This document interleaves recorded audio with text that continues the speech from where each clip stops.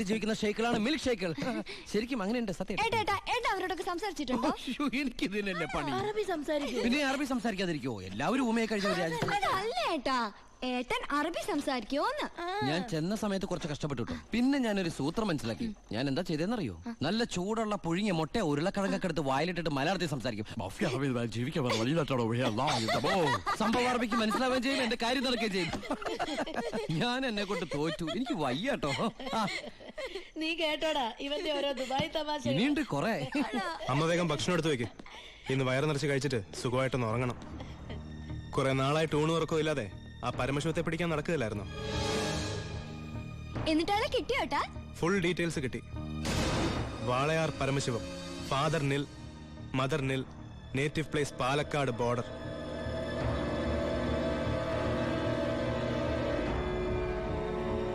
നിനക്കിതൊക്കെ എവിടുന്ന് കിട്ടി? തിരുവനന്തപുരം സെൻട്രൽ ജയിലിൽ നിന്ന് 4 വർഷം കഠിന തടവിന് ശിക്ഷിക്കപ്പെട്ട കൊലയാളിയാ. Jail റെക്കോർഡ്സിൽ photo സഹിതമുണ്ട്. നീ പോയി കുളിച്ചിട്ട് വാ, ഞാൻ ആഹാരം എടുത്തു വെക്കാം.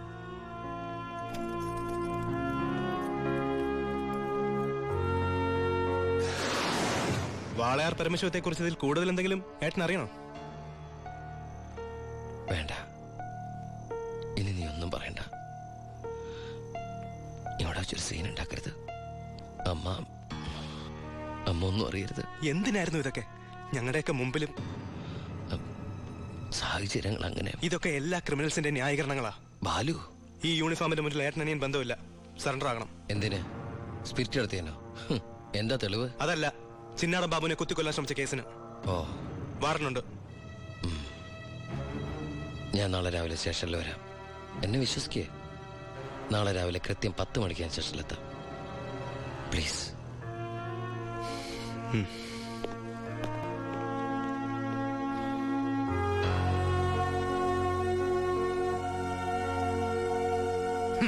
പരമശിവൻ സ്വന്തം ഏട്ടനാണെന്ന് അറിഞ്ഞോടെ പിടിക്കാനുള്ള ആവേശമൊക്കെ പോയല്ലേ? ആ കള്ള റാസ്കലിന്റെ വാക്ക് കേട്ട് കൈയോടെ അറസ്റ്റ് ചെയ്യാണ്ട് വന്നിരിക്കുന്നു. അവൻ പറഞ്ഞ സമയമൊക്കെ കഴിഞ്ഞു. എടോ, താൻ ഇത്രയ്ക്ക് മണ്ടനായി പോയല്ലോ. ഇത്രയും വലിയൊരു ക്രിമിനല് പോലീസിന് മുമ്പിൽ തലവെച്ച് കൊടുക്കും തോന്നുന്നുണ്ടോ എനിക്ക്? യൂസ്ലെസ്. തൊപ്പി ഒരു കളഞ്ഞിട്ട് ഇറങ്ങി പോടോ. May I come in sir? Sharp 10 o'clock. സർക്കാർ ക്ലോക്ക് 10 മിനിറ്റ് ഫാസ്റ്റ് ആണല്ലോ. SP സാറിന് ഞാൻ ഇവിടെ പ്രതീക്ഷിച്ചില്ല കേട്ടോ.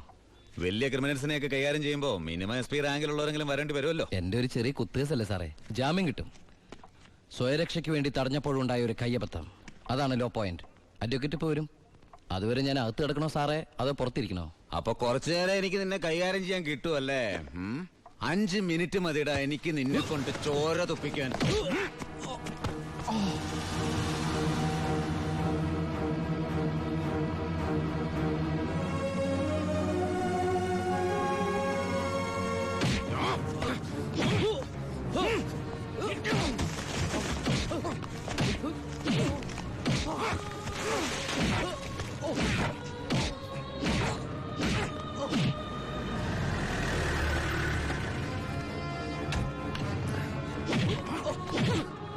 SP, ഇനി അവനെ തൊട്ടുപോകരുത്. പരമശിവത്തിന് കോടതി ജാമ്യം അനുവദിച്ചിട്ടുണ്ട്. ഇതാ ജാമ്യം അനുവദിച്ചിട്ടുള്ള പേപ്പർ. ഇനി ഞാൻ വിട്ടാരോ?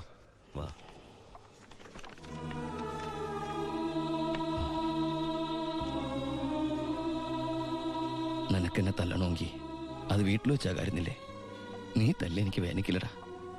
ഇതിപ്പോ SP സാറിനെ കൊണ്ട് കൊള്ളാം.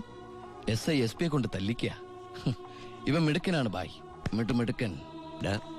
ഇവന്റെ അനിയനാണെന്നുള്ള ഒറ്റ കാരണം കൊണ്ടാണ് നീ ഇപ്പൊ ഇങ്ങനെ നീണ്ടു തുറന്നു നിൽക്കുന്നത്. അല്ലേ പണ്ടേ നീയൊക്കെ നടറോട്ടി കിടന്ന ഇടഞ്ഞേനെ. ബായ് ബായ് വാ.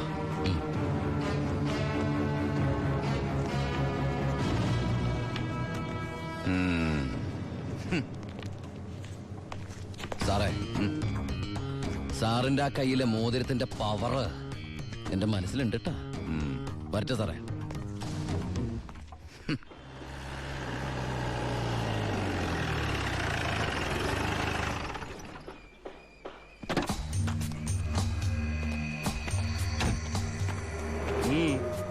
ഏട്ടനുണ്ടോ? ഏട്ടനല്ല, പരമശിവ. വാളയാർ പരമശിവൻ. എന്താ, എനിക്കിതിരെ പുതിയ വല്ല വാറണ്ടും ഉണ്ടോ? ഏട്ടനോട് SP പെട്ടെന്ന് അങ്ങനെ പെരുമാറുന്ന ഞാൻ വിചാരിച്ചില്ല. അത് പോട്ടെ. സാർ ഇപ്പൊ ഒന്ന് കാര്യം പറ. എനിക്ക് ഏട്ടനോട് തനിച്ചൊന്ന് സംസാരിക്കണം. അച്ഛാ. ആ, എല്ലാരും പോയട്ടെ, പോയി ജോലി ചെയ്യേ. പറയേ.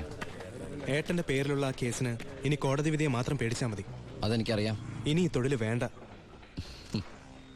അങ്ങനെ പെട്ടെന്ന് അവസാനിപ്പിക്കാൻ പറ്റുന്നല്ലേ ഈ പണി? ഒരുപാട് കമ്മിറ്റ്മെന്റ്സ് ഉണ്ട്. ആരോട്? അതൊന്നും പറഞ്ഞാൽ നിനക്ക് മനസ്സിലാവില്ല. ഞാൻ വഴിയെല്ലാം നിർത്തിക്കോളാം. പറ്റില്ല. എനിക്കിത്തിരി പ്രശ്നങ്ങളോട് ബാക്കിയുണ്ട്. എന്ത് പ്രശ്നം? എന്ത് പ്രശ്നം എനിക്കില്ലാത്ത? എന്നും എനിക്ക് പ്രശ്നങ്ങൾ തന്നെയല്ലേ. വളർന്നപ്പോ മുതൽ കുടുംബത്തിന്റെ ചുമതല, തീർത്ത തീരാത്ത കടങ്ങളുടെ ബാധ്യത, നിന്റെ പഠിപ്പ്, അനീതിയുടെ പഠിപ്പ്, ഇനി അവളുടെ കല്യാണം. ഒന്നും പറഞ്ഞിട്ട് കാര്യമില്ലെന്നറിയാം. ആ കറിയാച്ചന്റെ കടവെങ്കിലും തീർത്താ നിർത്തിക്കോളാം ഞാനെല്ലാം. അതൊന്നും എനിക്ക് കേൾക്കണ്ട. പിന്നെ എന്താ നിനക്ക് കേൾക്കേണ്ടത്? നീ തീർക്കുവാ കടം. അയാൾക്ക് അരമാസത്തെ പലിശ കൊടുക്കാൻ തികയില്ലോ നിനക്ക് കിട്ടുന്ന ശമ്പളം. വേണ്ട, പറഞ്ഞ ചിലപ്പോ കൂടി പോവും. ഇനി ഞാനായിട്ട് നിനക്കൊരു പ്രശ്നം ഉണ്ടാക്കില്ല. പോരെ? പോരാ, എനിക്ക് നാണക്കേടാ. ഡിപ്പാർട്ട്മെന്റ് മുന്നിലും പബ്ലിക്കിന്റെ മുന്നിലും എന്റെ ഏട്ടൻ ഒരു കള്ളനാണെന്ന് പറയുന്നത് എനിക്ക് കുറച്ചില്ല. കുറച്ചില്ലോ? എടാ, നീ ഇട്ടിരിക്കുന്ന യൂണിഫോമിന് വരെ ഞാൻ കടത്തിയ സ്പിരിറ്റിന്റെ മണമുണ്ട്. അത് മറക്കല്ലേ. നീ പോ. പിന്നെ അനിയൻ SI ആണെന്ന സ്വാധീനം വെച്ച് സ്പിരിറ്റ് കടത്താനാണ് പരിപാടിയെങ്കിൽ അത് നടക്കില്ല. ഇനി ഒറ്റ ലോഡ് സ്പിരിറ്റ് പോലും പരമശിവം കടത്തില്ല. അതിന് ഞാൻ സമ്മതിക്കില്ല. എടാ, പരമശിവം സ്പിരിറ്റ് എടുത്താൻ തുടങ്ങിയിട്ട് കാലം കുറച്ചായി. ഇതുപോലെ പല വെല്ലുവിളികൾ നേരിട്ടിട്ടുണ്ട്. ഇനി നിന്നോടാണെങ്കിലും അങ്ങനെ തന്നെ. നീ വേണമെങ്കിൽ സമയം കുറിച്ചിട്ടോ. നാളെ രാത്രി കൃത്യം 9-നും 10-നും ഇടയ്ക്ക് വാളയാർ ചെക്ക് പോസ്റ്റിലൂടെ എന്റെ ലോഡുകൾ കടന്നു പോവും. നിനക്ക് തടയാമെങ്കിൽ നീ തടഞ്ഞോ.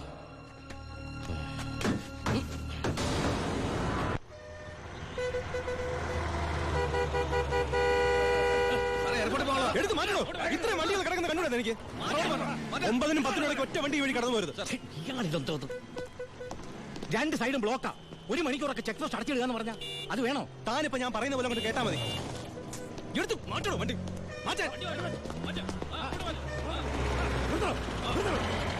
ചേട്ടനും അനിയനും തമ്മിലുള്ള വാശിക്കായി ഈ പ്രഹസനം. കഷ്ടമാണ് സാർ. SP യുടെ ഓർഡർ അനുസരിക്കാതെ പറ്റൂ. സാർ ഒരു കോളുണ്ട്. ആരാടോ? SP ആണ് സാർ. സർ, പാലക്കാട് ചിറ്റൂർ വൻ തീപിടുത്തം. നമ്മുടെ ഫയർഫോഴ്സ് സഫീഷ്യന്റ് അല്ല. കോയമ്പത്തൂർ ഇൻഫോം ചെയ്തിട്ടുണ്ട്. ഏത് നിമിഷം അവിടുന്ന് ഫയർ എഞ്ചിൻ വരും. So open the check post and clear the route. Coimbatore fire force വരുന്ന എല്ലാ ചെക്ക് പോസ്റ്റുകളും ഓപ്പൺ ചെയ്യണം. അറിയാം സർ. ആ ബാരിക്കേഡ്സ് എടുത്ത് മാറ്റൂ. quick. മാറ്റിക്കോ.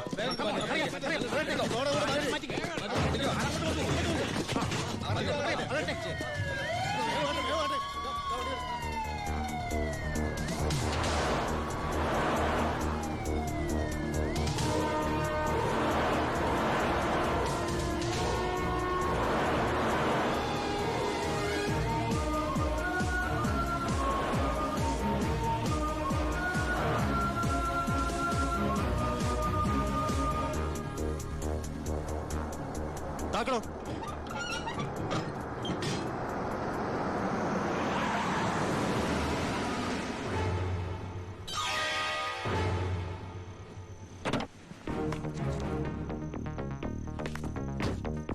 പാലക്കാട് ചിറ്റൂരിൽ വലിയ തീപിടുത്തം. കോയമ്പത്തൂരിൽ നിന്നുള്ള ഫയർ എഞ്ചിൻ ഇതുവഴി കുറച്ചു നേരം മുമ്പ് കടന്നുപോയി എന്റെ സ്പിരിറ്റുമായിട്ട്. ഷാർപ്പ് 10.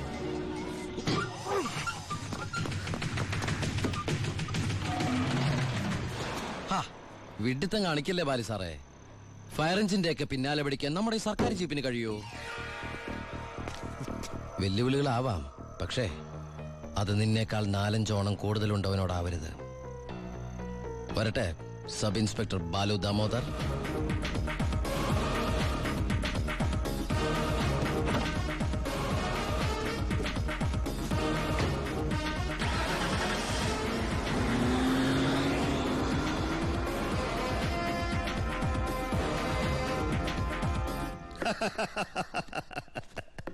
ഇന്നാണ് എന്റെ ജീവിതത്തിലെ ഏറ്റവും സന്തോഷമുള്ള ദിവസം. അവൻ തോക്കണം. തോറ്റു തൊപ്പിയിടണം. അവസാനം ആ തൊപ്പി വലിച്ചെറിഞ്ഞ് മുട്ടുമടക്കണം. ശിവ, നീ എന്താ ഒരു സന്തോഷമില്ലാതിരിക്കുന്നേ?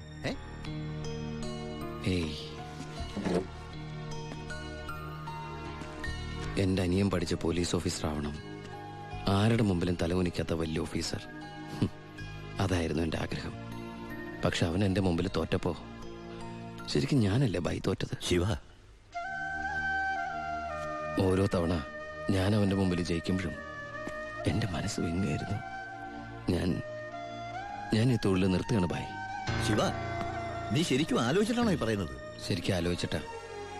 എൻ്റെ ഈ മുഖാരും അറിയരുതെന്ന് ഞാൻ ആഗ്രഹിച്ചിരുന്നു. പക്ഷേ എൻ്റെ അനിയൻ അറിഞ്ഞു. ഇനി അമ്മ കൂടി അറിഞ്ഞാൽ പിന്നെ എനിക്കത് ആലോചിക്കാനും കൂടി വയ്യ. അമ്മ അറിയുന്നതിന് മുമ്പ് എല്ലാം അവസാനിപ്പിക്കണം. ഞാൻ നിർത്തുകയാണ് ബായി. നീ അങ്ങനെ പറഞ്ഞാൽ നീ വന്നതി പിന്നെയാ എന്റെ ഈ ഉയർത്തെഴുന്നേൽപ്പ്. നീ പോയാൽ അപ്പാ, ഇയാള് പോണേ പോട്ടെ അപ്പാ, നമുക്കൊന്നും ചെയ്യാറില്ലേ? ജോണി, ജോണി പറഞ്ഞതാണ് ശരി ബായി. എന്നെ പോകാൻ അനുവദിക്കണം. എന്ന് കരുതി ഒരു ആവശ്യം വന്നാൽ ബായിയുടെ വെളിപ്പുറത്ത് ഞാനുണ്ടാവും. പിന്നെ കണക്കിൽ കൂടുതൽ കാശ് ഞാൻ എടുത്തിട്ടുണ്ട് എൻ്റെ ബാധ്യതകൾ തീർക്കാനായിട്ട്. നിന്നോട് ഞാൻ കണക്ക് പറഞ്ഞിട്ടുണ്ടോ ശിവ? കടലിൽ കളഞ്ഞാലും അളന്ന് കളയണമെന്നല്ലേ ബായി? വരട്ടെ.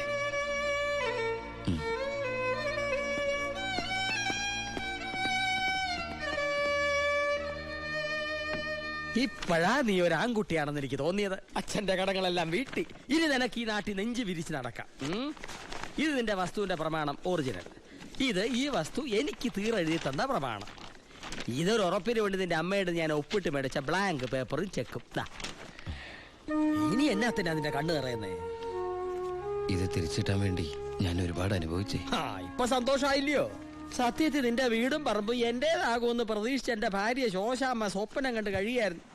സാരമില്ല, ഞാൻ അവളെ പറഞ്ഞ് മനസ്സിലായിക്കൊള്ളാം. ആവശ്യം വരുമ്പോ നീ വീണ്ടും എന്റെ